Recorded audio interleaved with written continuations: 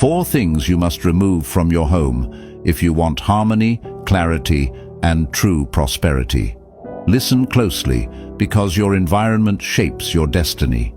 1. Remove fights and constant arguments. A home filled with conflict cannot grow. Chaos destroys peace, unity, and abundance. You don't need to agree on everything, but you do need calm, respect, and emotional maturity. A divided home is already defeated. 2. Remove complaining. Complaints attract scarcity. When you focus on what's missing, you become blind to everything you already have. Gratitude opens the door to abundance. Complaining slams it shut. 3. Remove laziness. People want a better life, but refuse to do the work that creates it. Laziness steals opportunities, progress, and prosperity. If you want your home to thrive, discipline must live there too. 4. Remove clutter.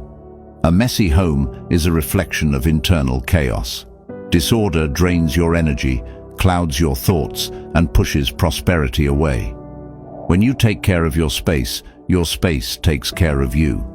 Order attracts peace, and peace attracts blessings. And here comes the most important part.